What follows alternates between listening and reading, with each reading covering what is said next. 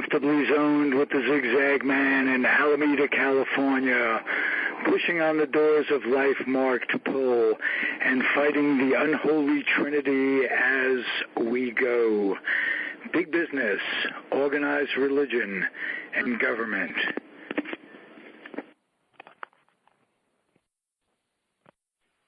I am back, and you are flying high with me, the Zigzag Man, in Alameda, California, right across the bay from San Francisco in the northern part of the great state. And I'm talking to my buddy in Connecticut, Tony D'Angelo. How are you on Christmas? Merry Christmas. It is a great day here in the Northeast. It did not snow. It rained buckets yesterday. I mean, it was absolutely incredible. And what happens typically, if you'll recall, especially the farther north you get, when it rains during the day, that's great, and you think everything is wonderful, but it never, ever, ever, ever gets above freezing at night. So this morning was a sheet of ice. I mean, the Rangers could have practiced out on Route 44 out here in the front. But that broke. It's turning out to be quite a nice day. Beautiful, beautiful. Not colder than most winters back east, or just about the same average. Well, we had brutal cold. Must have been about 10 days ago, and then it changed. And of course, whenever it changes, we'll get precipitation to accompany that. It just doesn't change. As the warm air mass hits the cold air mass, stuff starts falling. Now, depending on where you're at, it's either rain or snow. And then you have a lot of these, especially the farther north you go. I live considerably north of where I grew up, and this was not a common occurrence where I was, but it's certainly a common occurrence where I am.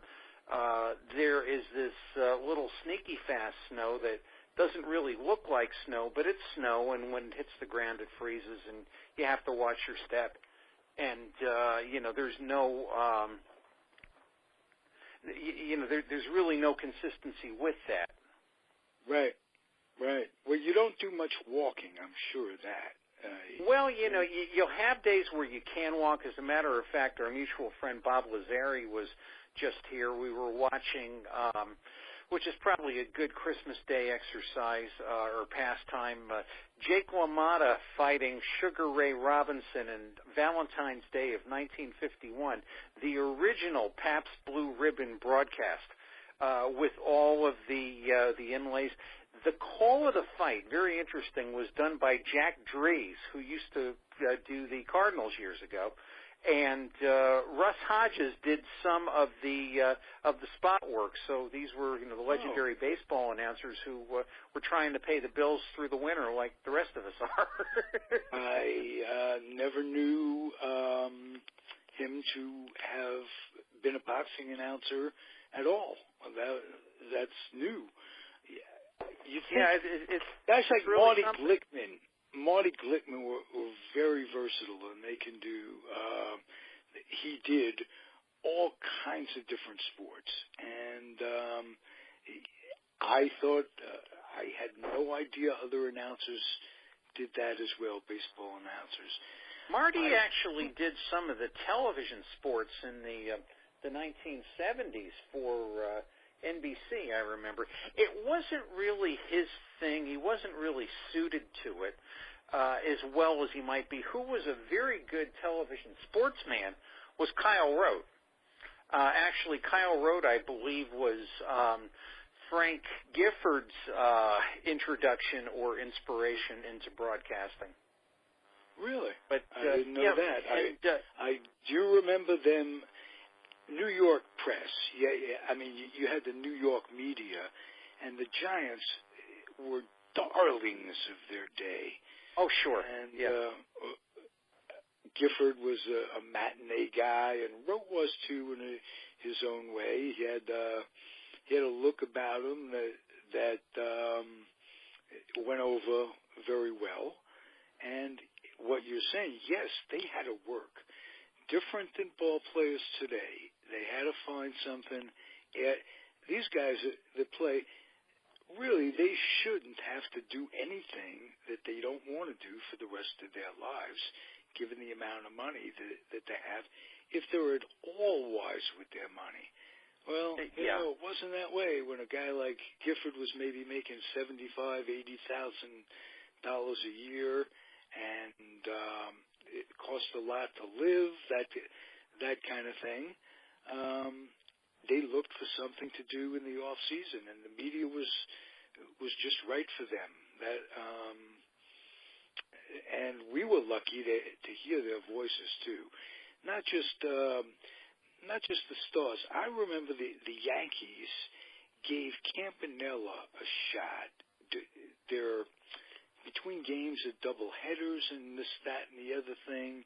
He'd have a little show here, a little show there. This was after the Dodgers had moved, and he was tragically left a quadriplegic. And so we got to, at least some of these guys got to do something in either their off seasons or during their career or after their career, and the media helped in New York.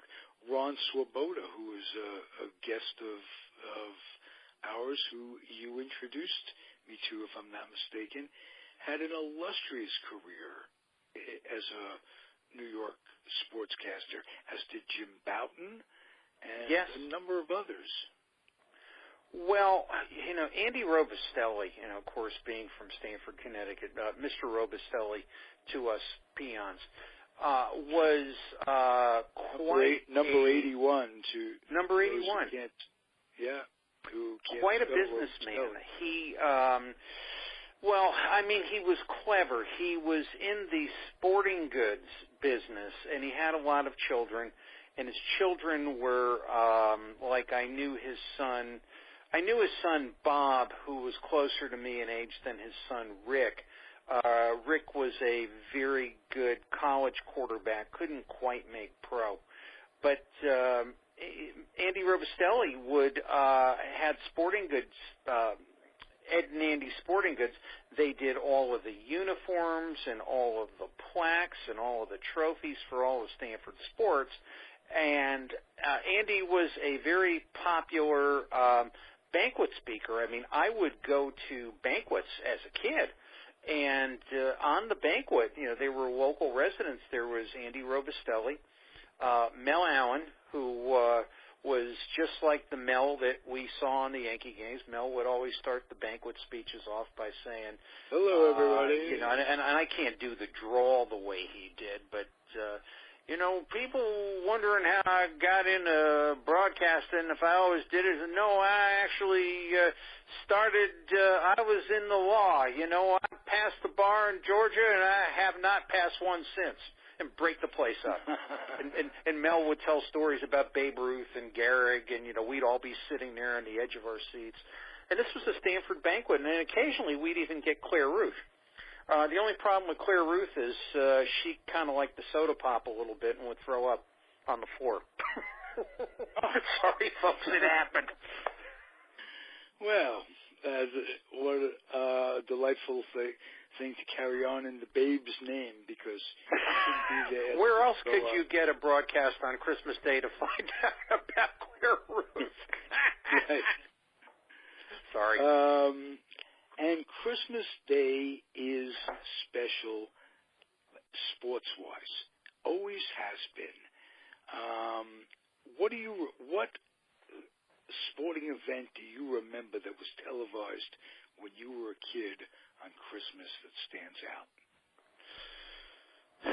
Well, actually, on Christmas Day, my best recollections, and I may sound entirely oddball, but the New York Rangers would always seem to play hockey on Christmas Day from Madison Square Garden. Or the Knicks would play during the day and the Rangers would play at night, and I would look very much forward to that. Oh, yeah, a doubleheader. And as kids, we could go to a doubleheader. We could, 75 cents, you could sit up in the balcony with your little Geo card, and in between, either if the Knicks played played first, they'd have to put up the ice. Yeah. Or the other way around, if the Rangers played first, they'd have to take down the ice. And put up the board. Almost not leave and kind of get lost in the rafters and watch them do that, and not have to pay your 75 cents again to get in. So you'd get there at 1 o'clock in the afternoon.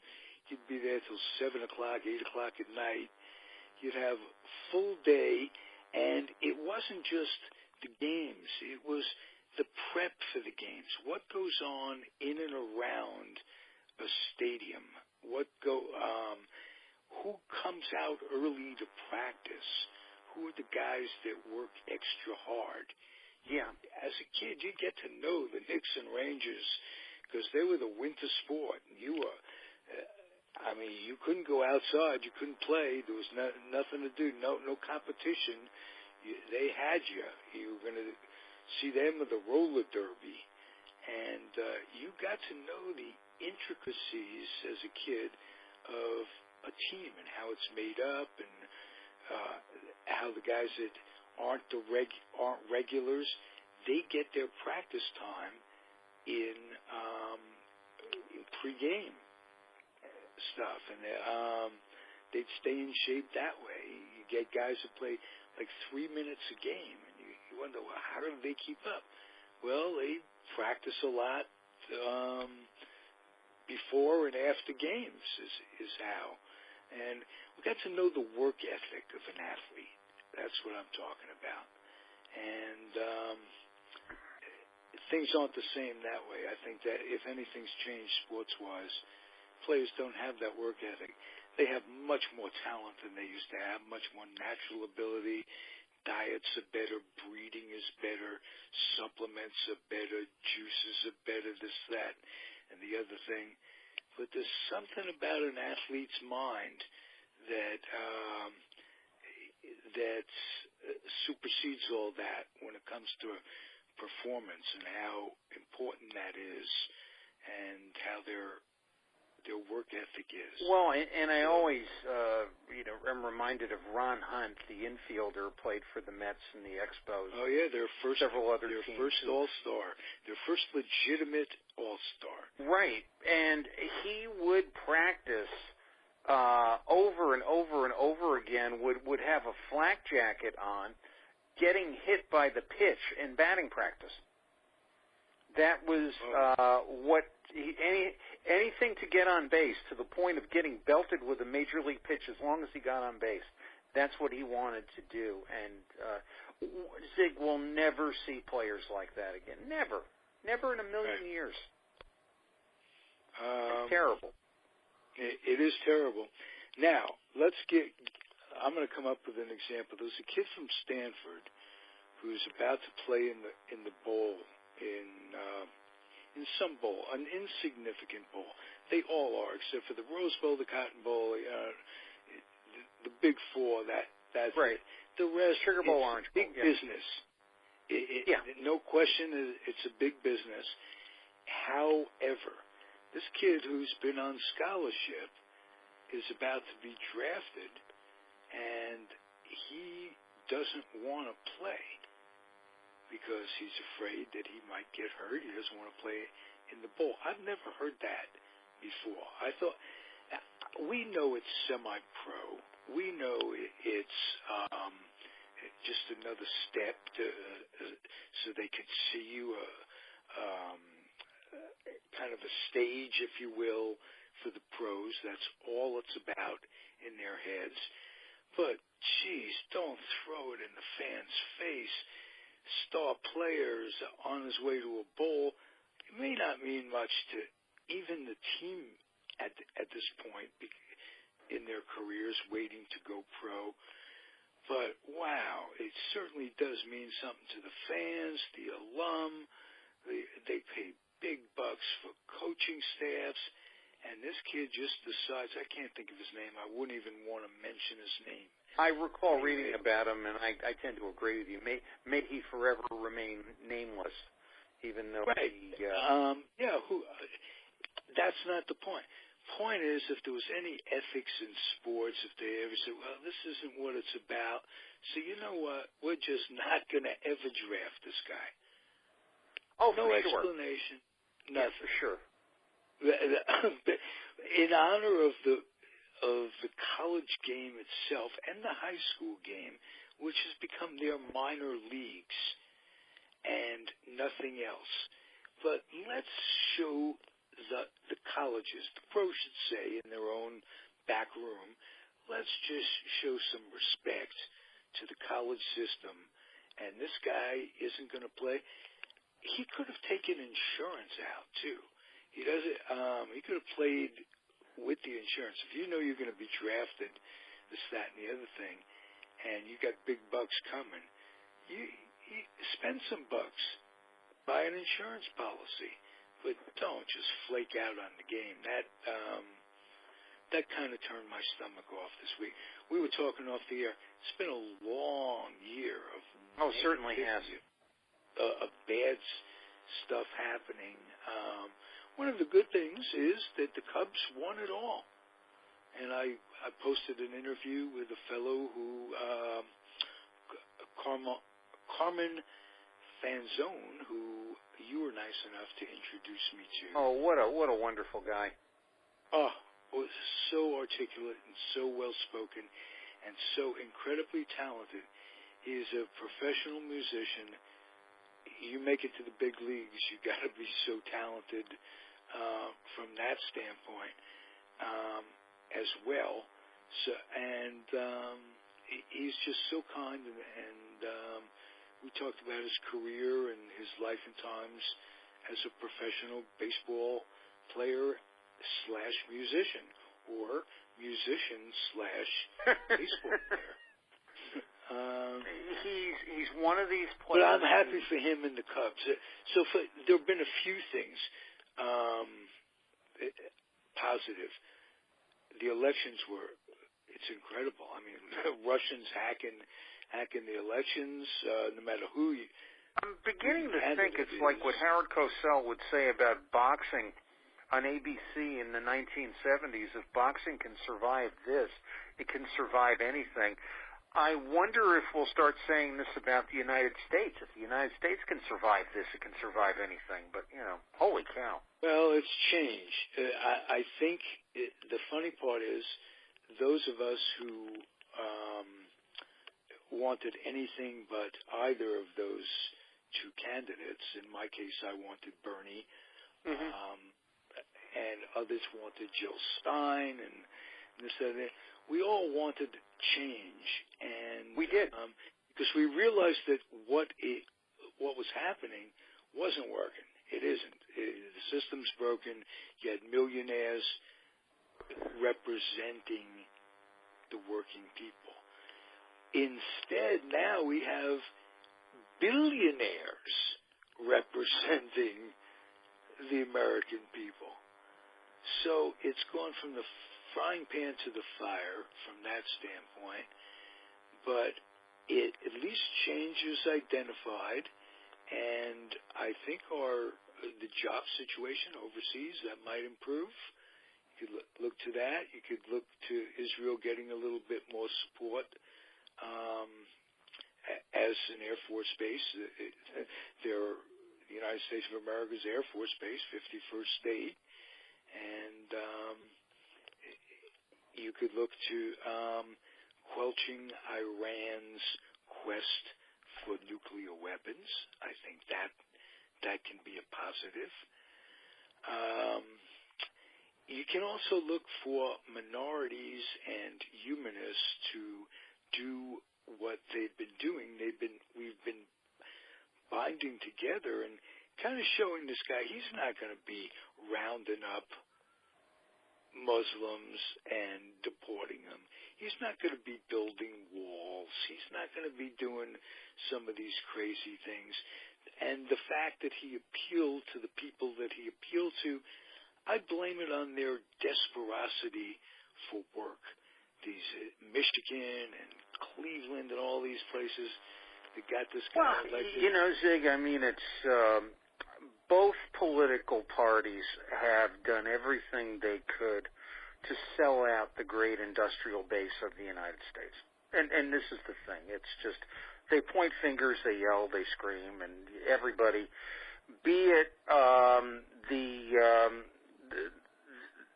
some people thought that if you just increased welfare, you could get away with low wages or do away with that, so you destroy labor that way. Or if you're on the other end, you cause your fat cat buddies to give you bribes and, you know, release standards and move things offshore. And it's so terrible because this country needs an industrial base. We need it. We have to be manufacturing something to send somewhere. Dwight D. Eisenhower said that, you know, a country that cannot supply its own goods and services could not be considered to be a superpower. Now, it seems like a fifth grader or sixth grader would understand that, but neither major political party seems to have that thought whatsoever. You know, I mean, to the point where under the second Bush administration, we're sending our domestic production abroad, which is still going on, and no one's really lifted a finger to stop it. I mean, doesn't something sound strange in that to you or to me? And I'll admit I have a pea brain, but I just don't. I just can't get my arms around that. I'm sure people are getting their money around that back and forth, and that's the reason for it. But you know, just me. Well, we are also, though, when we talk about the Eisenhower years, it's kind of a new terrain. I think what we did to infuriate the Muslims in the Middle East was you know, we said that they had weapons of mass destruction when they showed us for sure that they didn't, and we bombed the hell out of them. And that built, I think that begot ISIS and increased the hatred. And there's a zillion folks that hate us now. Well, you're talking a man who became a president who really was a man of not great, I don't think a bad man or an evil man personally, but a man who didn't have a whole lot of whatever you want to call it, individual. He didn't have an individual compass. He listened to his daddy. He listened to James Baker. He listened to Dick Cheney. And if you want, I mean, they talk about the 62 Mets being perhaps the worst team ever assembled. Well, what about the cabinet of George Bush II the first time out? I mean, I don't think you'd want to have any of those guys washing your car with detergent and a soft sponge. They were just incredible losers up and down the line, but those were all the political paybacks that Pappy and James Baker and Dick Cheney said, this is what you got to do. These are our boys. We got to make them happy. And think of how much money Carlyle Group made through all of this stuff. It's, you know. Hey, think about Halliburton. Yeah, exactly. That's some craziness right there. And what they did with Katrina, you can't ever forget that. That's almost like you look back at the Holocaust. They had money appropriated to fix dams that were said to, for sure, going to collapse in the next rainstorm, which was coming. And they took that money and they put it overseas. And when it did collapse, they FEMA and all these people, they were ill prepared for the consequences. And they didn't care. There was a genocide there. It was against the poor. They knew what was going to happen. And I'll never forget Mrs. Bush when those people were at the Kingdom, and they had nowhere to be. There's no toilets. There's nothing. And she says, "Well, at least they have some place to be." After her husband and Cheney, or her son, and Cheney caused all that. These are despicable human beings. You can't. Yeah, and I mean, how could I put it? And I'm taking it back to the thing of change and people in the country wanting to see change. It's neither major political party has fostered any kind of change whatsoever. So where I've heard some people say that, we're really not a democracy anymore. We're an oligarchy, which is government by a rich few. And that's certainly the way it's been seeming, regardless of what party is involved. There's simple Americans who want to have their voice heard and cannot. And that's, and that to me is, when we went to school, they told us that everybody had an equal voice and the majority rules, and, the people who were there, regardless of what party, will look out for the best interests of the entire country. And, you look back in history, and there's certainly a lot of imperfections, if not outright sins and deceptions, but never to the point where it's just been so much just globs of selfishness and greed for the sake of a few that I find especially troubling. Yeah. What do you see positive coming up this coming year? Positively, I think Mr. Trump might do a couple of things in his 100 days that are going to get people excited in a good way. That is not to excuse all of his sins, but I think just things that will get people to say, wow, there's something here that's going to be working, that's going to be good, and we're going to see a change of things in this country. I think I also see I was just about to say, what do I see positive in sports or baseball? And it's like scratching my head. I don't know what I feel positive about in baseball. I don't see the game being. Well, you've asked me about positive things, so I'm going to try to talk about positive things. And I think that I think we'll get somewhat of a new respect in this country, in the world. I do have a number of cautions. I do have a number of concerns. That's what I feel positive about. Now I'll talk about baseball.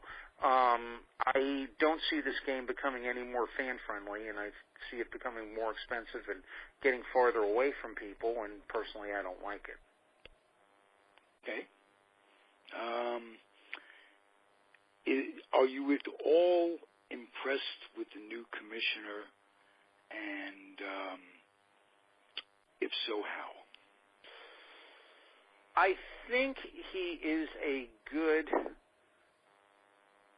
owner's commissioner. He's ensuring the revenue stream. He's not doing anything to put baseball in jeopardy. To his credit, he was able to work out the labor issues. I don't think the labor issues, for a number of reasons, are fair to all concerned, because I feel that the two things that trouble me about baseball, and the same thing's happening in the NFL, which the retired players in baseball, Carmen Fanzone for one, whom you spoke to, people playing before 1980, people who have a financial need or a social need or something like that. There's nothing in this agreement that really helps them. It's okay. We gave you a little bit of sweetener for the pension. If you're really in trouble, call BAT, the Baseball Assistance Team. Tra-lee, tra-la, 20 years you'll be dead, who cares? That troubles me, because the players playing today are only playing today because of their forefathers, and they have no respect whatsoever, or even know. I asked Billy Sample once, I said, how many players of today you think even know who Curt Flood is? I mean, as far as I'm concerned, there should be a shrine to Curt Flood in every single home and visitors clubhouse throughout the league. You wouldn't have free agency, Marvin Miller, of course, but yet you needed a functional man to sit there and say, no, I'm not going to go to Philadelphia. And this was Curt Flood, and they don't even know who the guy is. And it just absolutely, positively troubles me that this is what you have in baseball today. The other thing, this is a little thing that really, really, really got under my skin, but it's indicative of, quote-unquote, how the powers in MLB are thinking. A team comes into a visiting city, and they're handed meal money, which is generous meal money. $130 a day or something like that. Now you think, $130 a day. I could buy all my weekly groceries on something less than that, if I'm careful on the bargain shop. And so what they do, and it's sort of like a baseball ritual, is they take the meal money checks and they throw them into a coffee can or a sack or whatever, and they go to the visiting clubhouse man, who's a guy, working guy who works 80 home dates a year. I don't know what he does on the other days he's not working. And they say to him, look, I want you to go, and for my 3 days in Cincinnati, this is my pregame meal, my postgame meal, my pregame meal, my postgame meal, my pregame meal, my postgame meal. So the clubhouse man takes everything and he puts it out, and he does these massive orders. And he's doing here a large amount of food business, if you will. So whomever he goes to is going to cut him a break.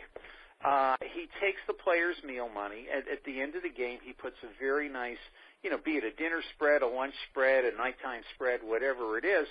And the difference in what he collects, less the cost of the food, is his tip, and it's a generous tip. And this is like and the players become friendly with the clubhouse man. The clubhouse man tries very hard to get the players' food exactly right, because he wants the players to be satisfied.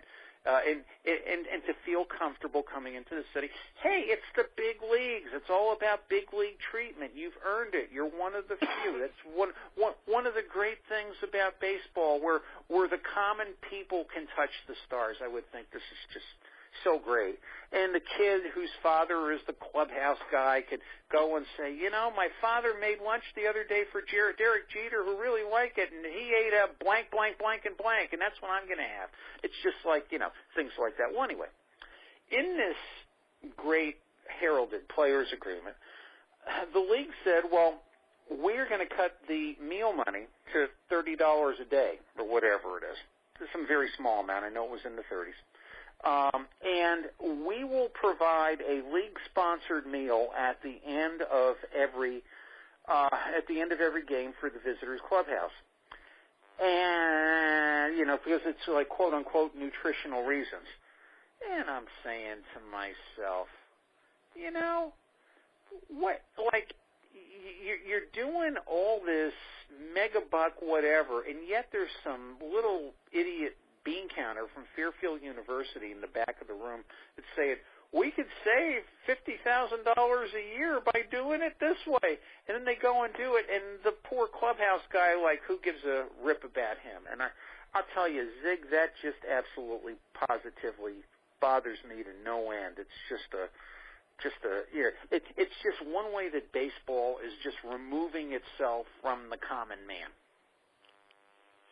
Well, I think when they made the Hall of Fame bogus by not including people like Gil Hodges, yes, and including people like Walter O'Malley, and including people like Bud Selig, and not including people like Marvin Miller, and, for instance, Minnie Minoso and others that truly deserve the honor, for one reason or another, mostly political, as we've rehashed why guys get in, why guys don't, and it becomes petty and political and unfair to the fan. Because when you and I were kids and we looked at the Hall of Fame, we looked at it with it was such a privilege. It was the shining city on the hill. Right, exactly. Just to be a part of it, to look, to see who was there, to see clips, to see their plaques and what have you. It meant everything. It was an image. Sure, guys like Tyko may have not been gentlemanly people to qualify under the bylaws, perhaps, of sportsmanship, this, that, and the other thing. I mean, Tyko beat a guy up with no arms. So, yeah. But today they've got it so messed up, and it's all for profit, and it's sickening. It really is. Well, you know, our mutual friend Evan Weiner, I think, had a perfect comment. He said, "It's not your Hall of Fame; it's the Clark family business." And you know, when you think of it in those terms, that's absolutely correct. It is not the fans' Hall of Fame. You have players there that are fine players. You know, very good players. Andre Dawson for one, Ozzie Smith for another. They're not Hall of Famers. I'm sorry. They are not Hall of Fame baseball players. Bill Mazeroski, fine defensive second baseman. You know, the best ever at turning two. But is not a Hall of Famer. You know, that one home run made him a Hall of Famer. Yeah, true. But can you say that Enos Slaughter is a Hall of Famer? I'm sorry, Enos Slaughter? Could you say? I was going to say. Oh, can you say some of it? It's always going to be subjective. Yeah. In one way or the other, and that's good to be able to argue. But when the arguments become preposterous, that's what are you? How could you? Mazeroski hit 252. Yeah. Lifetime. He was a damn good second baseman. You're right, not a Hall of Famer. But by that same token, it took Pee Wee Reese and Phil Rizzuto a long time to get into the Hall of Fame. Well, they had to wait for Charlie Gehringer to drop dead, essentially. That's what it came down to. He was against anybody getting in from New York on the Veterans Committee. Didn't know that. Yeah. I didn't know that. Okay. And then there was, Gill, and the whole thing against Gill, which is, to me, just, you know, especially that one time when Roy Campanella was too ill to make the meeting. And that was, and Ted Williams being, you know, doing his nasty Ted routine, kind of said, his vote doesn't count, and it just didn't quite get there. And what's troubling to me is that as time goes on and as people get older, I mean, I'm a Hodges advocate, and I'm 61, and I'm like the youngest of the group. So, you know, 20 years ago, 20 years from now, what is Gil Hodges going to matter to anyone?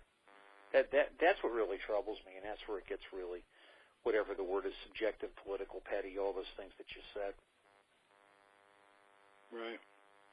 Well, speaking of the Hall of Fame, a Ford C. Frick award winner this year was new Hall of Famer Bill King, who was a great announcer out here, and I'm happy that he got in. Baseball was the third best sport that he did. He was a great basketball announcer, great football announcer. And as good as he was in baseball, he was overshadowed by those other sports, and it took him a while to get in. But he was a master, and I'm glad he finally made it. And so I'll congratulate him from that standpoint. What did you like most about the Cubs winning? I mean, none of us on the earth were alive the last time they won. So, I think that, you know, it was great to to see something good happen in war-torn and murder-torn Chicago. And it's kind of like a tree grows in Brooklyn. There was just that warmth and warm feeling. And also, I like to see Joe Madden do well because he, by baseball standards, well, certainly by traditional baseball standards, he's a total and complete oddball. By modern baseball standards, he might be slightly unconventional, but, he's not of your Ralph Houck or Joe Cronin or Charlie Dressen or Danny Murtaugh type of baseball man mold, and I like seeing that happen. Yeah, that was nice. And I like people that I know, friends, relatives that have been Cub fans for a long, long time.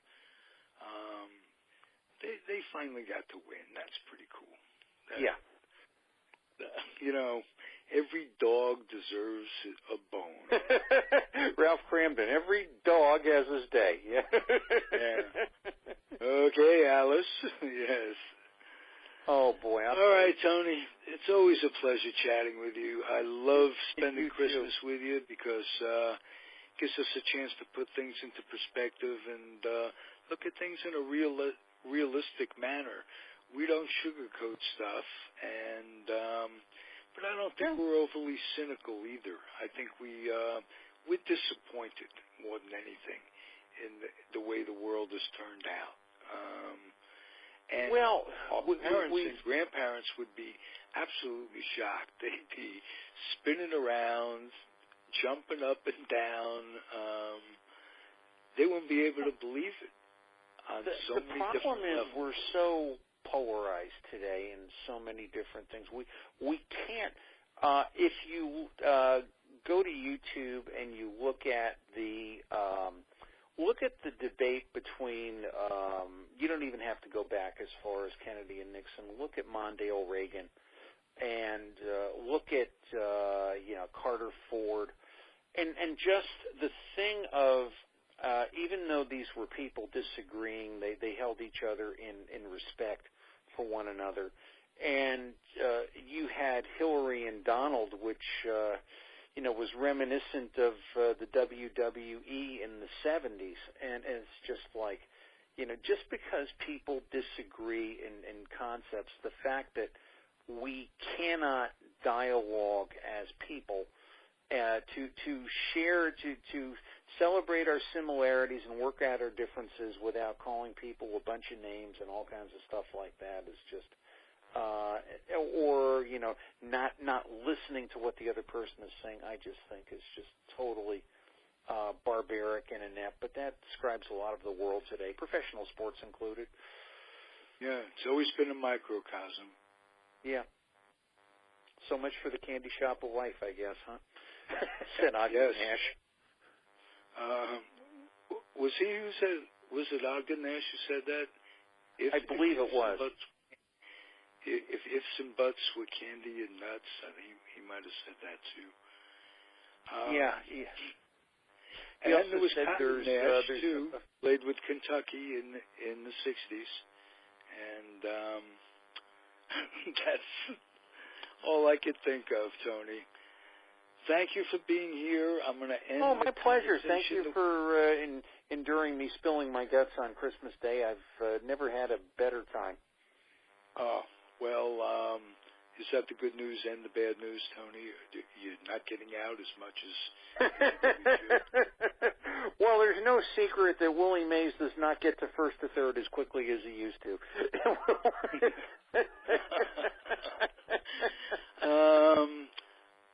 It's all incentive. He's resting on his laurels.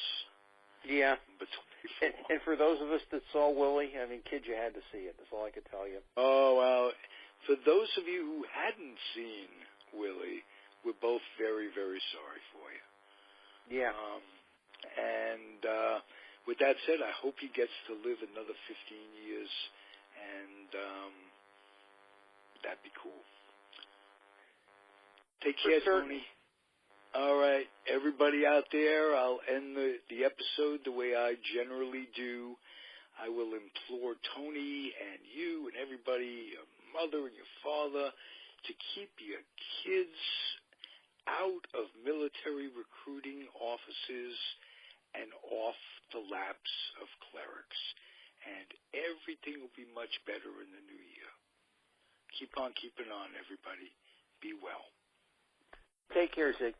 Bye now.